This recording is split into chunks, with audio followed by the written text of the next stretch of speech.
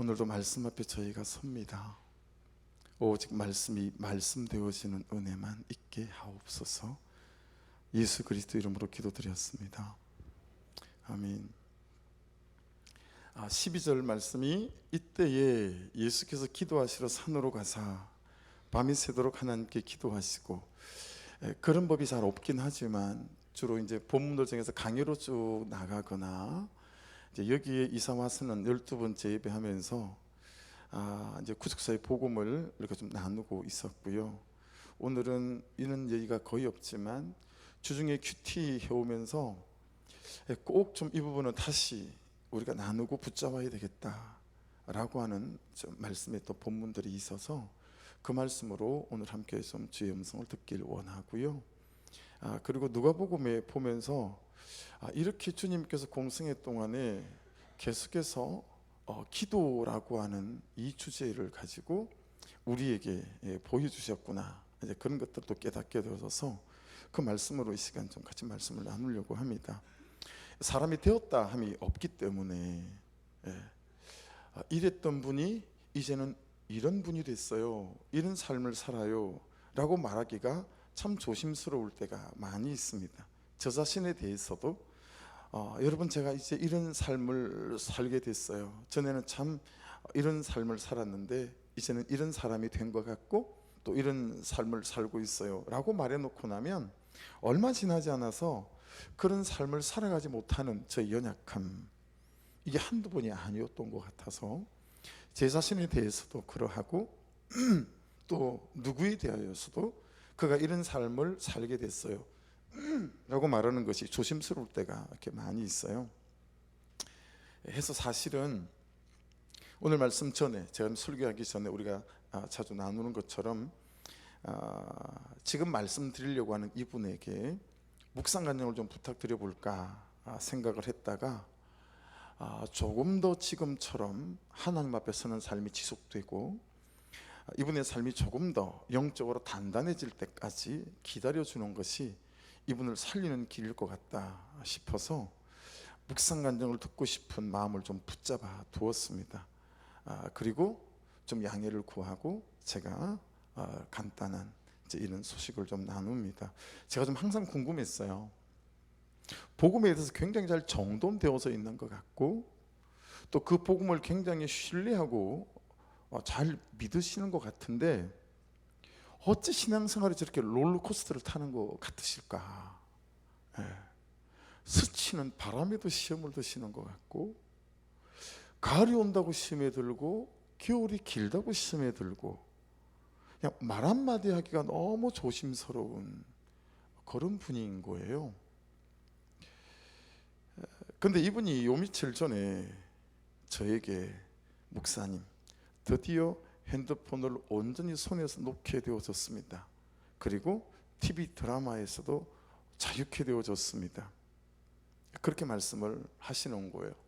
여러분, 제가 믿어요. 진짜 믿습니다. 할렐루야. 그렇게 되셨다니까 할렐루야, 제가 믿어요. 아멘. 우리 믿읍시다. 근데 두 가지 마음이 들었어요. 한 가지 마음은 너무 그러지 않으셔도 되는데, 두 번째는 저게 지속됐으면 좋겠다, 그런 마음이 들었어요. 근데 며칠 뒤에 참 안심이 되는 말을 들었습니다. 누구보다도 본인 스스로가 너무 힘이 들었다는 거예요. 아니, 나는 왜 이럴까? 잘 가다가 잘 서 있다가 잘 살다가 왜 이리 잘 자빠지고 잘 넘어질까? 자기가 자기 자신이 너무 이해가 되지 않는 거죠. 그러니 항상 그 끝에는 어떤 마음이 오겠어요?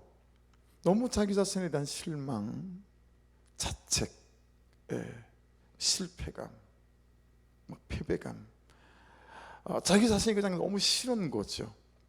근데 새해가 오면서 묵상을 하다가 큐티를 하다가 어떤 마음이 이렇게 깨달아지고 부어졌냐면, 내가 지속적으로 기도를 한번 해봐야 되겠다, 이런 마음이 부어지더라는 거예요. 그리고 이분이 한 달 넘는 시간 동안 매일 1시간 반 정도씩 기도하는 삶을 쭉 살고 있어요. 그러면서 본인이 깜짝 놀란 거예요. 내가 아는 것을 살아내는 힘이 없었구나. 내가 믿는 바를 살아낼 힘이 없었던 거구나. 이걸 깨닫게 되셨다는 거예요.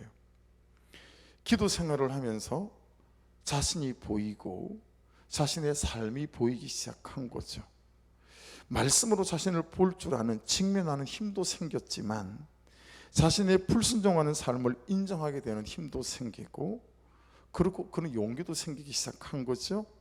그때서야 자신을 무너지게 한 것들이 무엇인지가 보이기 시작했고, 이 기도하면서 이것들과 싸울 힘들이 생기기 시작하더라는 거예요. 그리고 한 달 조금 넘는 그 끝의 결론이, 이 핸드폰과 드라마들을 내가 이길 수 있는 그런 힘들이 생겼어요 라고 저에게 고백을 했던 거였었습니다. 여러분, 오늘 말씀도 그러해요. 우리가 정말 놓치기 살아가기 쉬운 기도로부터 말씀이 시작되고 있습니다. 12절을 다시 같이 한번 읽겠습니다. 시작. 이때에 예수께서 기도하시러 산으로 가사 밤이 새도록 하나님께 기도하시고. 자, 이때가 무슨 때죠? 항상 이때 이런 말씀들이 나오면 앞에 말씀들을 더듬어 보는 게 중요해요. 여러분, 안식일 날에 회당에 손 마른 자를 데리고 왔어요. 고쳐주나 안 고쳐주나 바리새인들과 서기관들이 그걸 살펴봤어요. 예수님을 고발할 거리를 찾으려고요. 근데 여지없이 예수님께서 손 마른 자를 안식일 날 회당에서 고치시죠. 그 순간부터 이제 바리새인들과 서기관들은, 야, 이거 방법 없다, 어떻게 하면 예수를 죽일 수 있을까, 이 의논을 시작하기 시작했습니다. 그게 이때예요. 그러니까 여러분, 예수님께서 3년 동안 공생의 기간을 통해서 우리에게 삶으로 가르치고 보여주시는 게 있으세요. 그게 뭐냐면, 현실과 상황이 뜻대로 안 될 때, 이런 때에 나는 어떻게 반응했는 줄 아니? 난 기도했단다 라고 하는 거죠. 내 감정과 내 마음이 추스려지지 않을 때, 이런 때 나는 어떻게 살았는지 아니? 난 그때마다 기도했단다. 이걸 우리에게 계속 보여주시고 우리에게 말씀하시는 거예요. 알겠는데, 깨달아지는데, 느끼고 들리는데 삶으로 사라지지 않을 때 예수님은 어떻게 반응하고 사셨는지, 그분의 삶의 패턴과 라이프 스타일, 삶의 방식들을 우리에게 말씀하시는 거예요. 그때마다 기도하셨다라고 하는 거예요. 정욕을 이기지 못할 때, 음란을 이기지 못할 때, 미움을 이기지 못하고 혈기를 이기지 못할 때, 욕심을 이기지 못하고 핸드폰을 이기지 못하고 쇼츠 영상을 이기지 못하고 내 게으름과 나태함을 이기지 못할 때 너희들도 나처럼 기도해야 된다 라고 말씀하셨다라고 하는 것입니다. 근데 여러분, 안타깝게도요, 한국 교회 안에서 이제 기도는 한물 같습니다. 값이 없습니다. 안 쳐줍니다, 기도. 그리고 퇴물이 됐습니다. 한때는 기도하면 한국 교회였거든요. 새벽 기도가 있는 나라는 대한민국밖에 없습니다. 혹시 외국에 나가서 새벽 기도를 하고 있는 나라가 있다면 우리나라에서 배워간 겁니다. 수요 기도회라는 이름으로 예배를 드리는 나라도 우리나라밖에 없고요, 금요철야 기도회라는 이름으로 기도하는 나라도 우리나라밖에 없습니다. 하고 있다면 다 우리나라에서 배워간 것들입니다. 19살에 제가 예수님을 인격적으로 만나면서, 아니 인격적으로 만날 때도 저는 구원에 확신이 없어서 기도원에 들어가서 금식 기도하며 저는 예수님을 인격적으로 만나게 됐었습니다. 신학생 때도요, 기숙사가 72명밖에 살지 않기 때문에 우리가 다 너무 선후배 관계를 다 알고 다 알아요. 진짜 숟가락 몽둥이가 몇 개인지 말 정도로 누가 어떻게 살고 어떤 사연이 있는지를 속속들이 다 알지요. 기숙사에 처음 들어간 날, 첫날이요, 첫날. 신입생들은 전부 다 1층 식당으로 모이려는 거예요. 1층 식당으로 내려갔더니 3cm 두께 이 정도 되잖아요. 스티로폼 하얀 거, 그걸 다 적당한 크기로 잘라가지고요, 이 잘 부서지잖아요. 그래서 이게 테두리는 청테이프로 몇 겹을 입혔어요.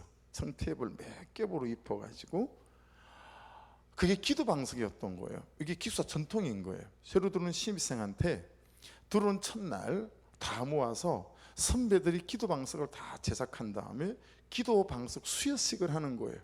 그 기도 방석을 그때 받았어요. 받았는데 그날 저녁에 10시가 되면 기숙사에 있는 사람들이 산기도를 하러 가는 시간이에요. 이건 기숙사에서 안 할 수가 없어요. 다 하니까. 2인 1실이었거든요. 선배님은 1층을 쓰고 후배들은 2층을 써요.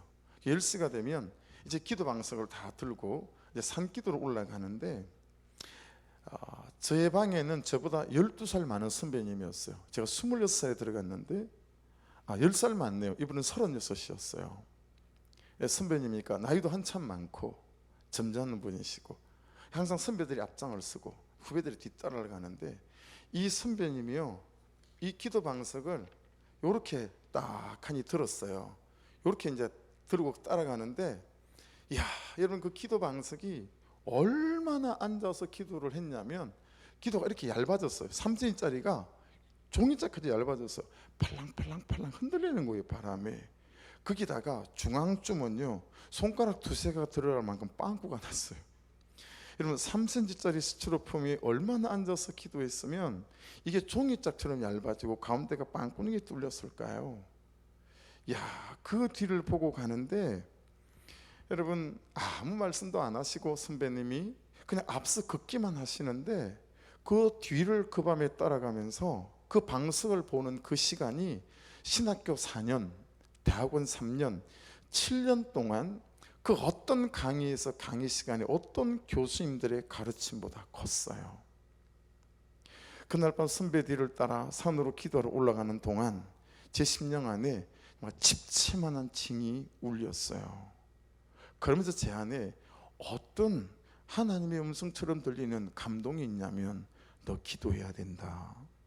너 기도해야 산다. 이게 막 제 안에서 쩌렁 울리는 거예요. 너 기도해야 된다. 너 기도해야 산다.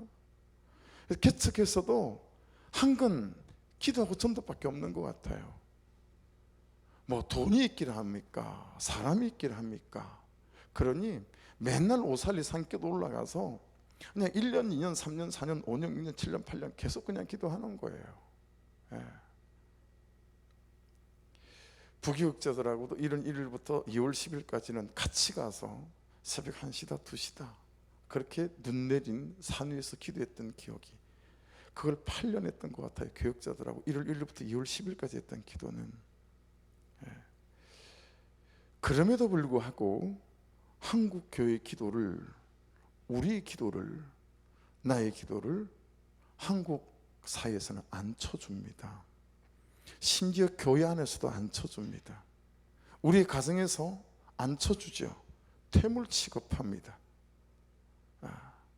그래서 요즘 한국 교회 안에서 여러분 신앙생활에서 기도가 폐기 처분된 것 같아요. 왜 그럴까요? 기도를 내 소원이나 이루는 기복의 도구로만 사용했기 때문이고요. 그러다 보니 기도는 있는데 말씀대로 살아가는 삶이 없는 거예요. 부모의 자리에서, 아내와 남편의 자리에서, 엄마의 자리와 아빠의 자리에서 그 말씀대로 살아가는 삶은 없고, 근데 기도는 있는 거예요. 그러니 사람들이 볼 때 기도 저게 뭐 별반 싶은 거죠.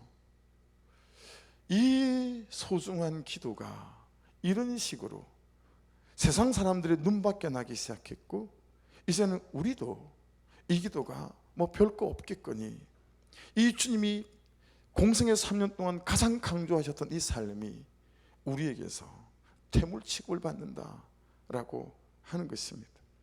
그리스도인다운 삶, 목사다운 삶, 남편다운 삶, 아내다운 삶, 복종하는 언어, 아내로서 남편에게, 사랑의 언어, 남편으로서 아내에게, 삶과 역할을 위한 기도가 아니라 오로지 복받고 잘되고 성공하고 어떤 문제를 해결하기 위한 이런 기도로 치우쳐 있었다라고 하는 거죠. 오늘 본문 말씀과 같은 내용을 다루고 있는 마가복음 말씀인데요, 같이 한번 읽어볼게요. 3장 13절로 15절이에요. 시작. 또 산에 오르사 자기가 원하는 자들을 부르시니 나온지라. 이 12를 세우셨으니 이는 자기와 함께 있게 하시고 또 보내사 전도도 하며 귀신을 내쫓는 권능도 가지게 하려 하심이로라. 여러분, 제자의 자격이 따로 있는 게 아니라네요. 야, 제자가 되려면 똑똑해야 되나? 성실해야 되나? 우리가 그런 설교 들은 적 있잖아요. 베드로도 밤새 그물질을 하고 빈 그물을 또 그물질을 하려고 씻고 있었기 때문에, 세리마태도 열심히 세간에 앉아가지고 자기 일 하느라 바빴기 때문에, 그래서 그들이 제자로 부르심을 입은 거다. 그렇게 우리 그런 설교 많이 들었잖아요. 근데 적어도 오늘 본문을 보면 여러분, 어떤 것도 제자의 자격이 없어요. 그냥 제자의 자격은 예수께서 부르시는 사람, 자기가 원하는 자들이 제자가 된 거예요. 예수께서 원하시는 자들이. 자, 그러니 보세요. 여기 앉아서 예배드리고 있는 모든 여러분들은 하나님께서 원하신 자요, 예수께서 원하신 자들인 줄로 믿습니다. 틀림없죠. 그러니 우리는 예수께서 원하신 자가 맞고 하나님께서 원하신 자가 맞습니다. 그렇게 우리는 이 예배 안으로, 예수 그리스도 안으로, 구원 안으로 초청된 사람들이다 라고 하는 것입니다.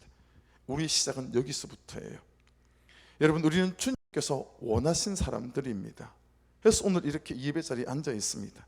그러면 원하는 자들, 델로라는 단어인데 어떤 의미가 있는지 좀 자세히 한번 볼게요. 자막을 보시면 원하는 이라고 하는 것은 델로라는 단어거든요. 첫째 뜻이 뭐예요? 무엇을 하고 싶어서 택하다. 이 중에는 아시는 분들도 있고 아직 모르시는 분들도 있죠. 근데 우리를 부르신 이유는 뭘 하고 싶은 게 계신데요. 하나님께서 여러분에게, 나에게만 품으신 독특한 마음, 그게 진짜 비전이거든요. 그래서 우리를 택했대요. 두 번째, 좋아한대요. 좋아해서 원하셔서 불렀대요. 세 번째, 바라다. 아직 잘 모르겠지만, 선명하지 않지만 하나님께서 바라는 게 있는 거예요. 나를 통해서 하고 싶은 게 있다는 얘기죠. 네 번째는 마음에 두다. 여러분은 어떤 물건을 마음에 둘 때도 있고 어떤 사람을 마음에 둘 때도 있잖아요. 그 마음에 둔 사람들이 아내가 되고 남편이 되고 막 그렇게 된 거 아니겠어요? 근데 여러분, 세상에 하나님께서 마음에 둔 사람이라는 거예요. 여러분들이 하나님께서 마음에 둔 사람이래요. 그런데 여러분, 마지막 다섯 번째 뜻에 의미심장한 뜻이 있습니다. 다섯 번째 뜻은요, 결심과 동시에 결정된 것으로서 하고자 하다. 좀 약간 그러죠? 제가 좀 풀어서 설명을 드릴게요. 자막에다 썼어요. 무엇을 위하여 나의 선택을 결심하셨어요.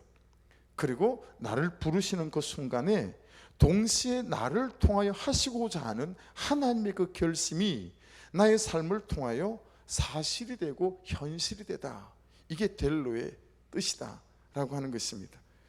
우리로 이렇게 되게 하기 위해서 하나님은 우리에게 무엇을 하기를 원하실까요? 뭐 두가 있어야 될 거 아니에요, 그렇죠? 무엇을 하기를 원하실까요? 자, 마가복음 3장 14절 앞에 읽었던 그 다음 9절이에요. 같이 읽어볼게요. 다시. 이에 12를 세우셨으니 이는 자기와 함께 있게 하시고 또 보내사 전도도 하며. 여러분, 이 말씀을 다시 잘 보세요. 눈으로 마음으로 잘 읽어보세요. 하나님이 나를 원하셔서 택하셨습니다. 무엇을 하고 싶어서 부르셨어요.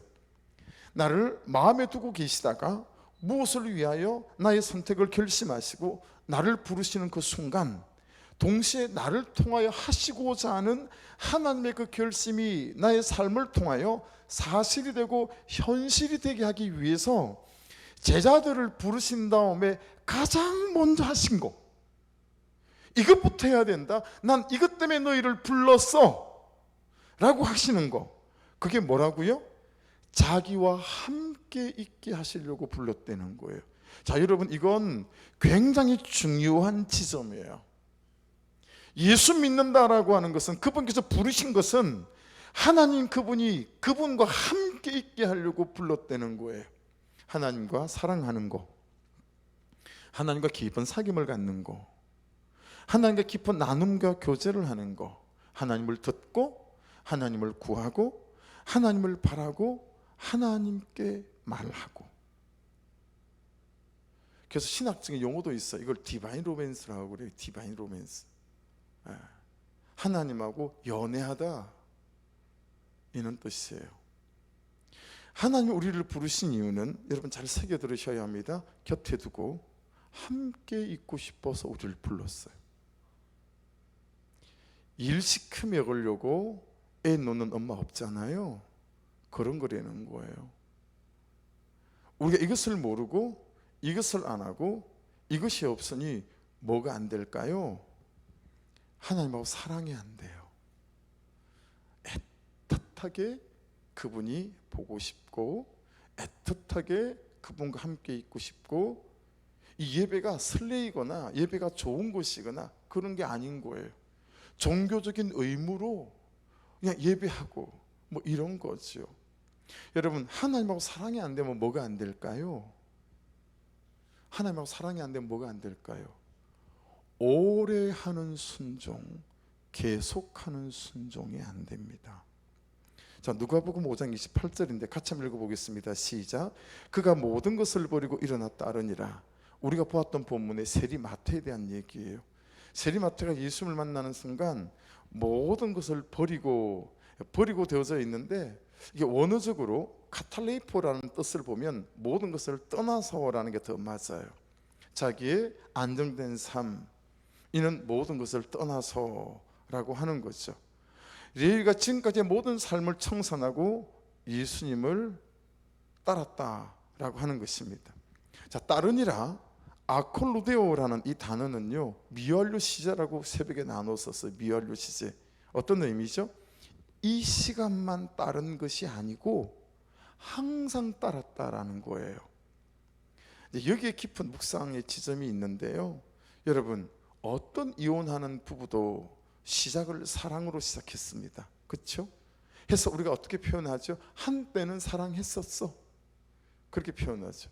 한때는 나도 믿음이 있었어, 한때는 나도 순종했었다니까, 한때도 나는 그 사람을 너무 아꼈었어, 그렇게 표현하잖아요. 한때는 그랬는데, 한 5년은 그랬는데 지금은 안 그렇단 얘기예요. 그 사랑이 계속되지 못한 거죠. 그러니 예수를 따라가고 말씀을 따르니라. 이 아콜루데오는요, 오늘 따르고 많은 따라감이 아니에요. 그때 따르고 많은 따라감이 아닌 거예요. 마태가 예수를 따랐어요. 좋은 일이 있겠거니, 잘 먹고 잘 살겠거니 따랐어요. 근데 이게 장난이 아닌 거예요. 이 무슨 돈을 갖고 있기를 하나, 뭐 집이 있기를 하나, 가는 데마다 숙소가 제공되기를 하나, 새끼 밥이 제공되기를 하나, 맨날 거의 빌어먹다시피 해야 되고, 너무 힘든 거죠. 마음이 확 뜨거워져서 예수를 따라 나섰는데, 따라 나서고 보니 너무 힘이 든 거예요. 그러니까 그때 돼서 마태가, 야, 이거 아닌가벼, 식어지기 시작하는 거죠. 그 따라감이 아니라는 거예요. 여기 따라가는 아콜루데오는 지속적으로 계속 따라간다 라는 뜻이에요. 그러니까 여러분, 계속해서 못 따라가는 거죠. 계속해서 순종하는 것을 말하고 오랜 순종을 말합니다.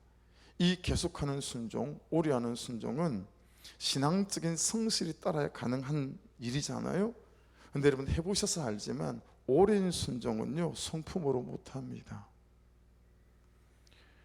복종의 언어, 성품으로 못해요. 태도로 못합니다. 사랑이 돼야 됩니다. 사랑이 돼야 돼요. 계속 남편이 사랑이 돼야죠. 아내가 사랑이 돼야 됩니다.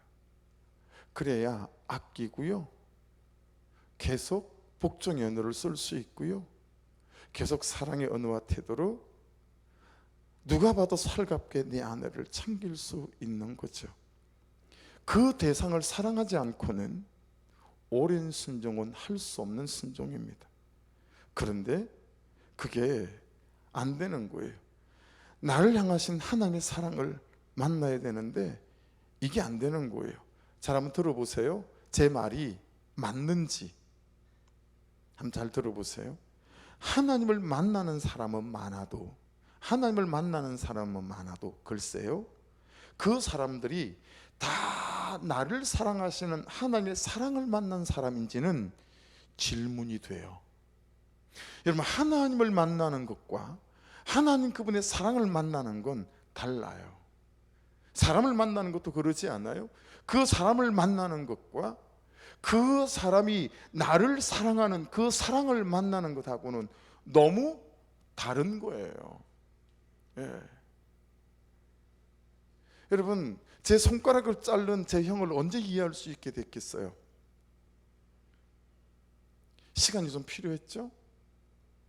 제가 19살 예수님을 만나고 난 다음에 제가 우리 누나 얘기를 듣게 된 거예요. 내 잘려진 손가락을 들고 아버지 산소 앞에 가서 그걸 꺼내놓고 형이 처절하게 울었다라는 거예요. 예.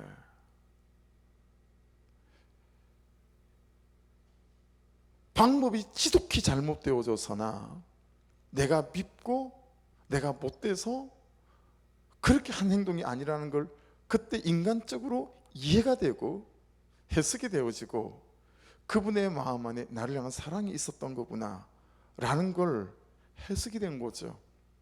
그래서 8남매 중에 가장 가까운 형이 그 형이에요. 5형제 중에. 여러분, 하나님을 만나시기를 주의 이름으로 축복합니다. 더하여 나를 사랑하시는 그분의 사랑을 만날 수 있기를 주의 이름으로 축복합니다. 큐티가요, 말씀 묵상이요, 기술이 되면 안 돼요. 스킬이 되면 안 돼요.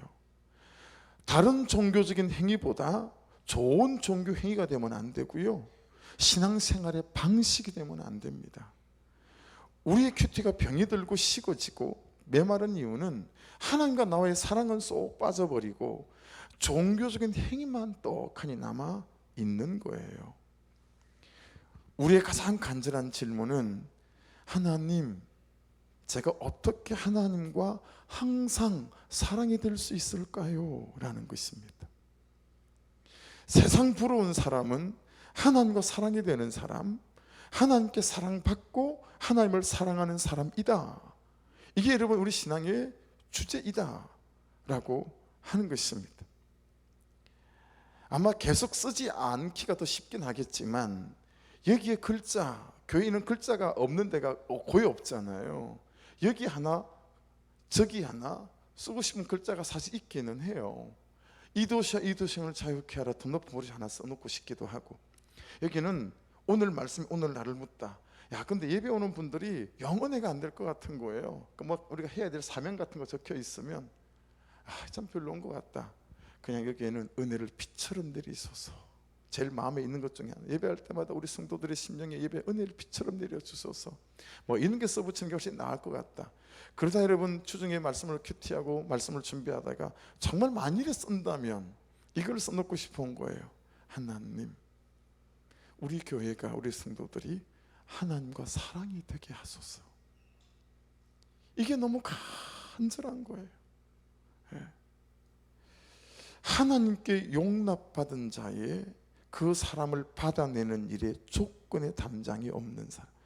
내가 조건 없이 그분 앞에 사랑받아 들여졌다는 게 깨달아지면서부터 내가 다른 사람을 받아내는 일에 조건이 없는 거예요. 하나님께 사랑받고 있는 자의 그 돈 주고 살 수도 없고 빌릴 수도 없는 그 부유함과 따뜻함과 자신감과 그 넉넉함 있잖아요. 그렇죠? 그러니 비밀은 하나님과 사랑이 되는 데 있습니다. 여러분, 하나님과 사랑이 되는 게 비밀이에요. 열쇠 같은 거예요. 종교적 신념으로는 오래 사랑할 수 없고 계속 사랑할 수 없고 계속 순종할 수 없습니다. 지난주 책을 읽다가 신념을 잃어버린 유다라는 문장이 나왔어요. 아니, 동의가 안 됐어. 동의가. 신념을 잃어버린 유다? 저 동의가 안 되는 거예요. 유다는 신념을 잃어버린 게 아닌데. 여러분, 유다는 뭘 잃어버렸을까요? 유다는 사랑을 잃어버린 거예요. 그러면서 정확히 깨닫게 됐습니다. 여러분, 유다의 실패는 예수를 팔아먹은 게 아니에요. 예수님을 팔고 난 다음에 다시 예수님께 돌아오지 않은 거예요. 자기의 죄 때문에, 그 양심의 가책 때문에 그냥 자기 목을 매단 거예요. 뭘 잃어버린 거죠? 하나님의 사랑을 잃어버린 거예요. 신념을 잃어버린 게 아닙니다. 이 자신을 향한, 그죠? 마가복음 13장 1절 말씀처럼 끝까지 사랑하시는 나에 대한 하나님 그분의 사랑을 잃어버렸어요. 그래서 그는 돌아가지 못했어요. 여러분, 혹시 가족을 주셨다면, 아내와 남편을 주셨다면, 자녀를 주시고 부모를 주셨다면, 그가 돌아올 수 있도록 끝까지 사랑할 수 있는 사랑이 남아있기를 주의 이름으로 축복합니다. 그 사랑 때문에 돌아올 수 있는 거예요. 신념을 잃어버린 게 아니라는 거예요. 누가복음 5장 29절인데요. 같이 읽어볼게요. 시작. 레위가 예수를 위하여 자기 집에서 큰 잔치를 하니 세리와 다른 사람이 많이 함께 앉아 있는지라. 이게 레위가 마태 아닙니까? 그렇죠? 여러분 30절 말씀의 표현을 빌리자면 같은 공간에서 같은 자리에서 같은 시간에 앉아서 함께 먹고 마시는 거죠. 예수를 위하여. 그렇죠? 그분과의 사랑의 교제를 위하여. 그리 보면 예배하는 자리이기 이전에 하나님을 사랑해서 모인 사람들이 되어야 되고 하나님을 사랑하는 자리여야 된다라고 하는 거죠. 그럼 이 차이를 한번 잘 들어보십시오. 이 차이를 잘 한번 들어보십시오. 그리고 이 부분을 정확히 좀 이해하시기를, 깨달으시기를 바라요. 제가 2001년 1월 달이니까 꽤 오래전이죠. 4살짜리 아들을 교통사고로 잃고 아내도 저도 마음을 좀 추스려야 됐었어요. 그래서 21개월 된 딸을 데리고 제주열방대학의 DTS라고 하는 디사이플 트레이닝 스쿨이라고 하는 예수제자 훈련학교에 6개월짜리 가정에 이제 입교를 했죠. 근데 질문이 생겼어요. 이게 해석이 안 되는 거예요. 왜냐하면 매일 아침 강의를 듣기 전에 예배를 해요. 온 캠퍼스 사람이 다 모여서. 어떤 때는 오후 강의를 들어가기 전에도 예배를 해요. 어떤 때는 하루에 3번을 예배를 하기도 하고, 매일 한 번 드리는 예배는 뭐 필수고. 근데 여러분, 매일 예배를 드리는데 매일의 예배가 지성소인 거예요. 전 이해할 수 없었어요. 저 기억도 안 날 때 교회를 다녔잖아요. 전도사다가 온 거잖아요. 예배를 인도하던 사람 아니었습니까? 근데 교회에서는 정말 지성소 같은 막 예배 드리는 중에 여기저기서 통회하고 자복하고 엎드리고 무릎을 꿇고, 어떤 사람은 서서 기도하고 어떤 사람은 엎드려 기도하고 어떤 사람은 벽을 보고 막 기도하며 막 통회가 있고 자복이 있고, 이런 거 여러분의 인생 예배 중에 몇 번이나 있습니까? 여러분이 드렸던 교회 예배 중에 이런 예배가 몇 번이나 있으십니까? 근데 거기서 드리는 예배는 매번 그런 거예요. 매번. 나만 그러고 앉는 게 아니고 내가 막 무릎 꿇고 통회하고 자복하고 일어나서 쳐다보면 여기저기서 나와 같은 사람들이 대부분인 거예요. 매일의 예배가 그런 거예요. 그래 여러분, 제가 해석이 안 되는 거예요. 뭐야 이거? 난 여기 오기 전까지 평생을 예배하며 살았는데 왜 우리 교회에서 일어나지 않던 일들이 여기는 맨날 이런 일들이 일어나는 거지? 해석이 안 되는 거예요. 여러분, 제일 처음 해석이 되기 시작한 건 졸업하는 날이었어요. 졸업하는 날인데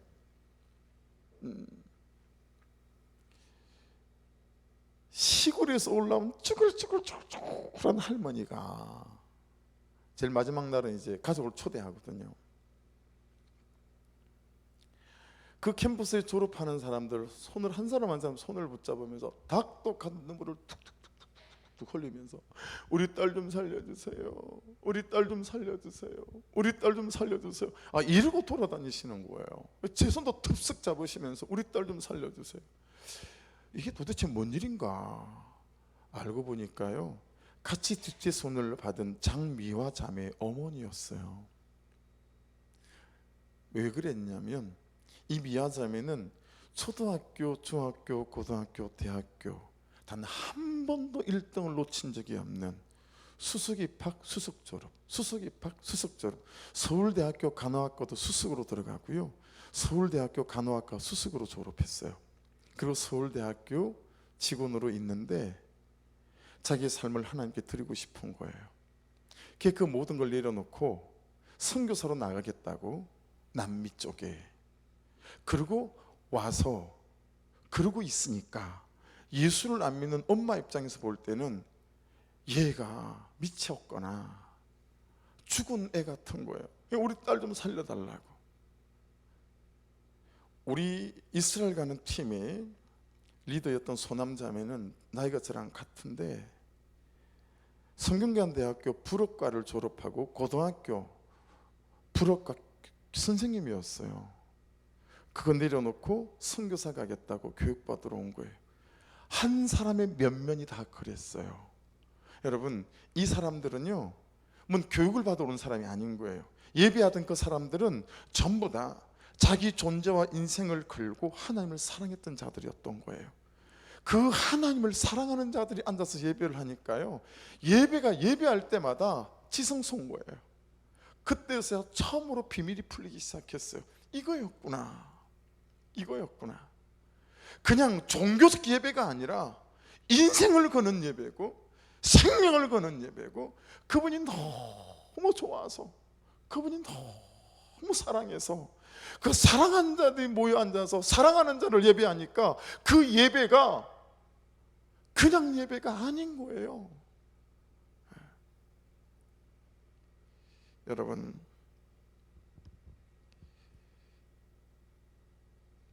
받아내는 거 기술 아닙니다.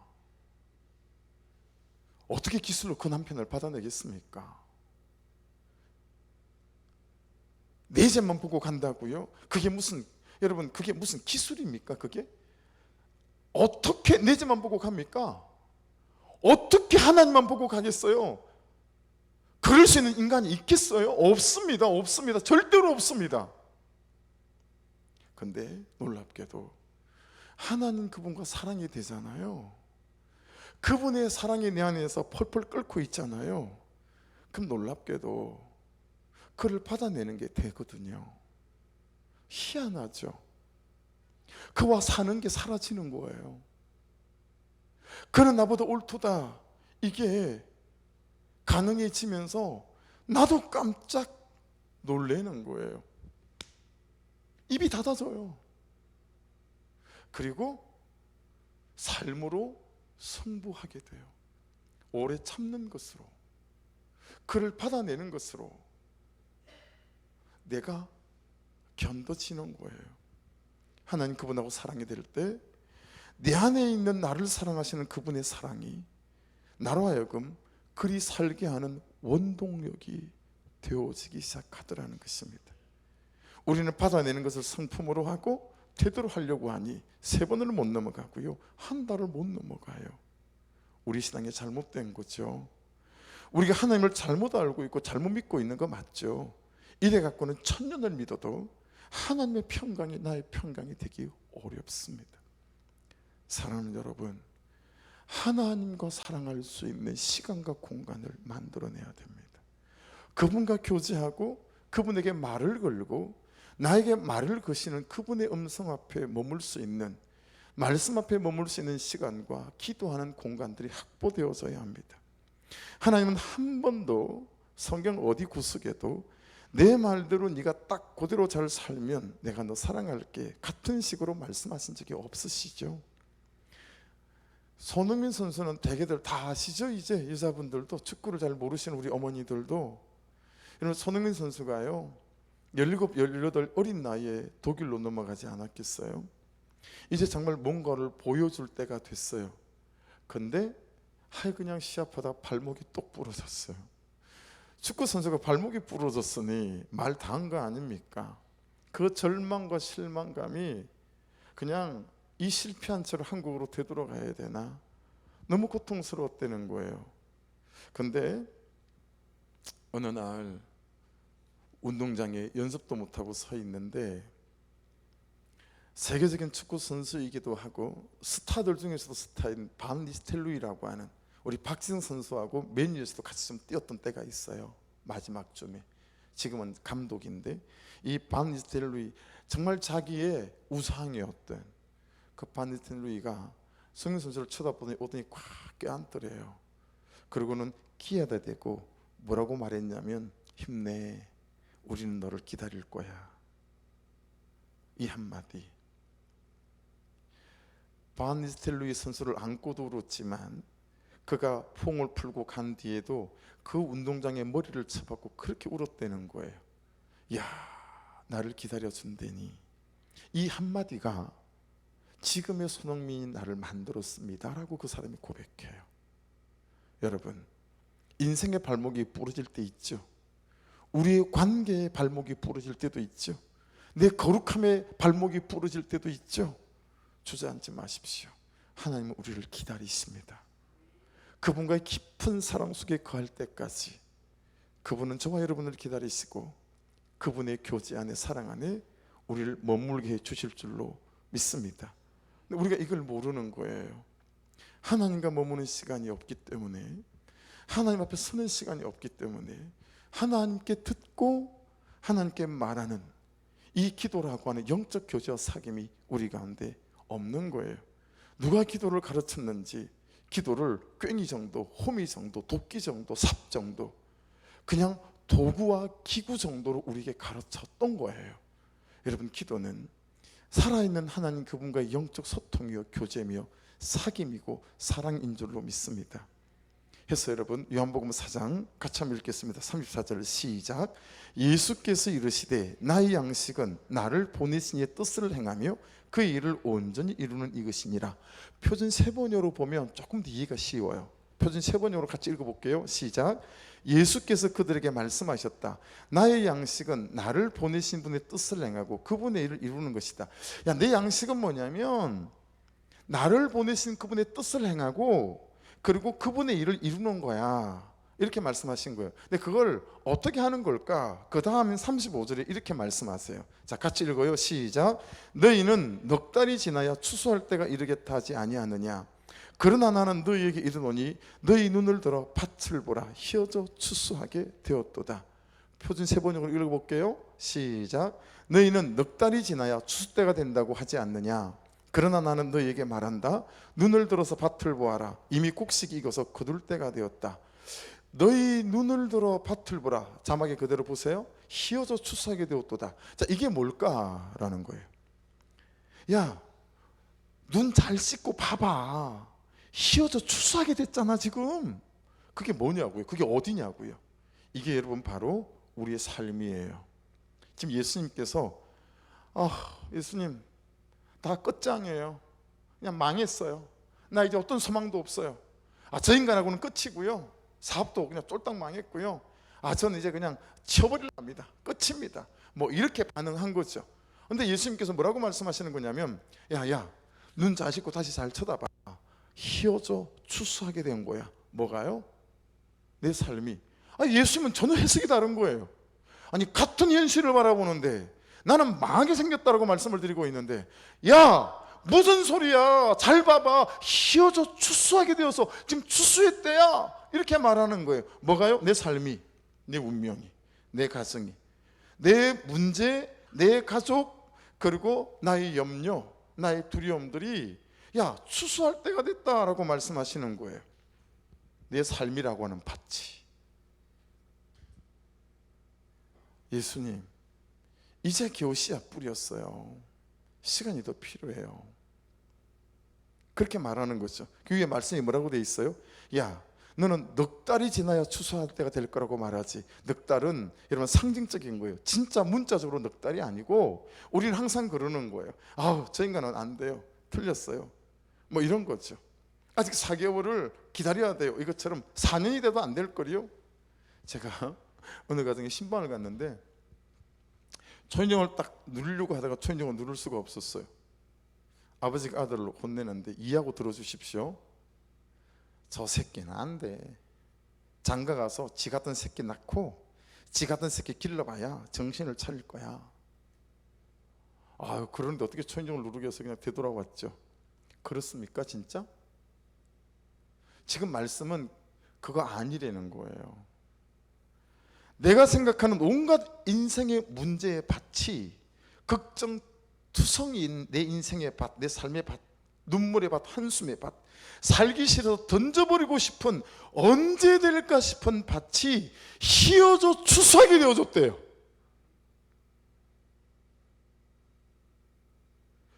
그럼 여쭤볼게요. 뭐만 하면 됩니까?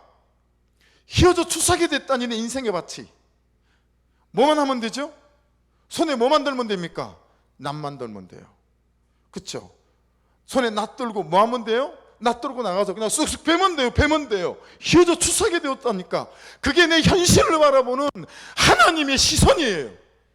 나는 쫄딱 망해서 어떤 방법도 없어요 라고 말하고 있는데, 하나님의 내 인생을 바라보는 시선은 뭐냐면, 야, 이 사람아 무슨 소리 하는 거야? 휘어져 추수하게 생겼잖아. 손에 낫만 들고 추수해. 지금 추수 때야 지금 이 사람아. 그렇게 말씀하고 있는 거예요. 여러분, 이게 무엇입니까? 내가 볼 때는 절대로 아직 멀었는데, 절대로 인간은 안 될 것 같고, 내 가정은 틀린 것 같고, 내 결혼은 틀린 것 같고, 내 자식은 아닌 것 같은데, 우리 부부가 이 현실이 회복되기에는 늦어도 너무 늦었고 틀려도 너무 틀린 것 같은데, 주님은 말씀으로 휘어져 추수하게 되었다다. 지금이 딱 좋다. 가장 좋은 너의 인생의 가장 아름다운 때, 추수의 때라는 거예요. 그러니 뭐만 하면 된다고요? 손에 낫을 들고 추수만 하면 된다는 거예요. 자, 오늘 설교의 가장 결정적인 질문이에요. 이렇게 내 손에 낫을 들고 추수를 하는 게 뭡니까? 이게 순종입니다. 말씀에 대한 순종. 이게 손에 낫을 들고 추수하는 거예요. 어떤 형편에 있든지 관계없어요. 말씀이 말씀하시는 대로 순종하시는 것은 지금 여기에서 휘어져 추수하게 된 내 인생에서 추수 때다 라고 하는 거예요. 4개월 기다리지 않아도 돼요. 지금부터 해가는 순종이 휘어져 추수하여 추수 때가 되어지는 은혜로 열매 거두는 시기가 되어질 줄로 믿습니다. 받아내는 순종이 내가 내 손에 들어야 하는 낫이고요, 들을 말을 들었습니다는 순종이 내가 들어야 하는 낫이고요, 내 죄만 보고 가겠습니다는 순종이 내가 들어야 하는 낫이고요, 살아계신 하나님만 보고 가겠습니다 하는 순종이 내가 손에 들어야 하는 순종이다 라고 하는 것입니다. 그러면 추수가 시작된대요. 할렐루야, 아멘 하십시다. 아멘 하십시다. 그러기 위해 되어야 하는 게 뭐라고요? 하나님과 하는 사랑이 되어야 돼요. 그 하나님과 하는 사랑이 되어지게 하는 것이 무엇입니까? 기도하는 것입니다. 예. 말씀이신 하나님 앞에 서서 말씀을 보고 듣고 가만 오늘 말씀이 뭐라고 하셨지? 해석하고 적용하는 것입니다. 하나님하고 사랑이 되면, 하나님 그분이 내 사랑이 되면 그분의 말씀대로 살게 하시고 그 감격이 우리로 전도하게 하고 선교하게 한다는 거죠. 근데 우리 신앙이, 우리의 기도가 너무 목적적이고 이유적이죠. 기도가 내가 뭘 이루고 하는 도구의 수단으로 전락되어진 경우가 너무 많다라고 하는 거예요. 말씀 몇 구절만 소개할게요. 자, 골로새 4장 2절 보십시오.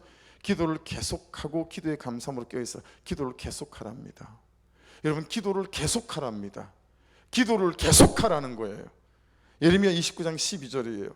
너희는 내게 부르짖으며 내게 와서 기도하면 내가 너희들의 기도를 들을 것이요. 우리가 기도하면 들으신대요. 기도하면 듣고 역사하시겠대요. 자, 시편 102편 17절입니다. 여호와께서 빈궁한 자의 기도를 돌아보시며 가난한 자, 없는 자, 막힌 자, 안 되는 자, 여러분 빈궁한 자의 기도를 들으신대요. 사무엘상 1장 27절입니다. 이 아이를 위하여 내가 기도하였더니 내가 구하여 기도한 바를 여호와께서 내게 허락하신지라. 여러분이 자녀를 위해서 기도하시면 하나님은 그 자녀들을 위해 기도한 기도를 하나님께서 들으시는 줄 믿습니다. 자녀는 돈으로 키우는 거 아니고 기도로 키우는 겁니다. 네. 자녀는 돈으로 교육시키는 게 아니라 기도로 교육시키는 거예요. 네. 사도행전 3장 1절 같이 읽어요. 시작. 제9시 기도 시간에 베드로와 요한이 성전에 올라갈새. 여러분, 하나님과 사귐과 교제는 공간의 구별과 시간의 구별은 필수적이에요. 아니, 왜 하루 중에 단 10분을 하나님 그분하고 교제하는 시간 공간을 구별하지 않으십니까? 그게 말씀이 우리에게 하는 책망인 거예요. 저에게, 여러분에게. 야, 너는 24시간을 자면서 하루 3끼를 먹어가며 어떻게 단 10분을 나를 위한 그런 공간과 시간의 구별이 없니? 너무 안타깝다 진짜. 그러시는 거 아니에요? 마가복음 9장 29절 이르시되 기도 외에 다른 것으로 이런 종류가 나갈 수 없느니라. 여러분, 내 삶을 고치는 능력은 기도 외에 다른 것이 없다. 왜냐하면 기도를 통해서 하나님 그분의 사랑이 내게 흘러 들어와 그 살아계신 하나님의 사랑이 나를 붙들고 계시기에 이 능력만한 능력이 없다라는 거예요. 제가 제일 아직도 아쉽고 살아계셨으면 하는, 학교에서 제일 존경받는 스승이기도 했고 아껴주셔서 저를, 제가 그분의 교회에 제일 먼저 불러주셔서 거기서 제일 먼저 사역을 했거든요. 제 스승님 조두만 목사님, 제 스승님이 가르친 여러 가지 중에 이거 가슴에 품고 있는 거예요. 같이 한번 읽어보실래요? 시작. 기도는 길어도 응답은 순간입니다. 사랑하는 여러분, 다시 한번 하십시다. 기도는 길어도 응답은 순간입니다. 여러분, 기도는 길어도 응답은 순간이에요. 물러서지 마시고 그분과의 깊은 사귐 안에 머무셔야 합니다. 마지막 이미지 하나를 보고 오늘 마치죠. 이거 한번 보셨죠? 수레바퀴, 우리의 삶이에요. 우리의 인생이에요. 저 수레바퀴가 찌그러진 데가 없이 그래야 저렇게 잘 굴러가지 않겠어요? 제일 핵심에는 뭐가 있어요? 보이시나요? 화면이 적어서 그리스도, 그리고 그리스도를 예배하는 예배이죠. 그리고 바뀌는 삶을 말해요. 그렇죠? 그리고 네 개의 살이 있잖아요. 여러분, 네 개의 살 중에 위로가 있는 살이 뭐예요? 기도예요. 하나님 그분과의 교제, 영적 사귐. 그래서 기도를, 기도 제목 가지고 내 삶에 무엇이 되게 해주세요라는 이 기도라고 생각하지 마시고요, 그냥 하나님 그분을 사랑하는 시간이며 공간이라고 기도의 개념을 바꾸셔야 해요. 그리고 그분 앞에 서서 아버지 저 왔어요. 어떠세요? 전 이래요. 아파요. 전 왜 이렇게 찌질할까요? 그렇게 내 심정을 토로하고, 그리고 찌질한 나의 심령 속에 그분의 은혜가 부어져서 꼬매주시고 아까진기도 발라주시고 후신도 발라주시고, 그러면서 그분이 토닥거려 주시고 그 은혜 가운데서 다시 내 안에 살아갈 용기와 힘이 생겨져서 아버지 감사해요. 그리고 딱 하루 사는 거예요. 그리고 그 다음날 또 딱 하루 살 수 있는 하나님 그분과의 사랑의 교제 속에 들어가 또 딱 하루를 살 수 있는 힘을 받는 거죠. 여러분, 신앙은 여러 날을 사는 게 아닙니다. 그냥 오늘 하루 말씀 안에, 사랑 안에서 그분의 사랑을 공급받아 주신 사람들을 사랑하고 주신 삶을 성실히 살아내는 거 아니겠어요? 여러분, 저게 안 되면 우리 인생이 덜커덕 하는 거예요. 진도가 안 나가는 거죠. 굴러가겠어요? 맨날 싸우고 다투고 갈등하며, 이 여자 때문이고 이 남자 때문이고 이 현실 때문이고, 그런 나라 우리 인생의 나날이 다 소비되어지는 거죠. 여러분, 하나님 그분과의 사랑이 되면 버릴 게 하나도 없고, 그 사람들이, 그 현실이 약재로 되어져서 내 인생을 세워가시는 줄로 믿습니다. 좀 엉뚱한 얘기긴 한데, 여러분, 얼마 지나지 않으면 여러분 가정에는 다 로봇가 하나씩 있게 될 거예요. 우리 자동차 다 있잖아요. 그런 날이 올 거라고 생각하지 못했잖아요. 여러분, 스마트폰 다 들고 계시죠? 이런 날이 올 거라고 생각이나 했겠습니까? 우리가 얼마 전에만 해도 로봇가 있다고 집에, 네, 얼마 지나지 않으면 여러분 다 로봇을 여러분 가정에는 다 하나나 둘씩 가지게 될 겁니다. 미국에서요, 이런 AI 기술, 이걸로 세계를 지배할 계획을 다 꿈꿨거든요. 그래서 이제 뭐 세계가 이제 로열티 내면서 미국이 정말 종로로 탈 거라고 생각했는데요, 여러분, 중국이 수천억을 가지고 미국이 개발해낸 이런 것들을 중국이 단돈 90억 가지고요, 이런 AI 기술들을 전부 다 만들어냈어요 지금. 그래서 90억만 있으면 이제는 미국 회사에 로열티 지급하지 않고 따로 AI 기술을 다 만들 수 있는 것들이 중국으로부터 시작이 돼가지고 난리가 났어요. 근데 그 배경이 뭔지 아세요? 우리나라 전투기 만들어낸 거 아시죠? 아직 엔진은 미국 걸 쓰고 있지만 왜 그런 줄 아세요? 미국에서 처음에 계약을 할 때는 레이더 기술도 주고 다 주겠다 그랬는데 하나도 네 가지 기술을, 방산 기술을 안 줬잖아요. 하나에서 개발한 거예요. 중국도 마찬가지예요. 뭘 말씀을 드리는 거냐면, 기술 발전은 빈곤과 결핍이라고 얘기하거든요. 여러분 없으시다면, 안 되는 일이 지금 현재 나의 일상이라면 진짜 기회입니다. 우리 교회는 엄청난 기회 앞에 서 있는 것입니다. 이때가 기도할 때예요. 빈곤하고 결함이 있을 때 하나님 그분 앞에 나아가 그분으로부터 채워지게 되면 여러분 정말 하나님이 하셨습니다라는 고백으로 그분께 영광을 돌릴 수 있는 하나님이 행하시는 역사를 저와 여러분이 보게 될 줄 믿습니다. 없는 인생, 안 되는 인생 앞에 무릎 꿇지 마시고 그분과의 사랑 안에 머물 수 있기를 간곡히 부탁드리니 기도하는 백성이 되시기를 주의 이름으로 축복합니다. 같이 기도하겠습니다.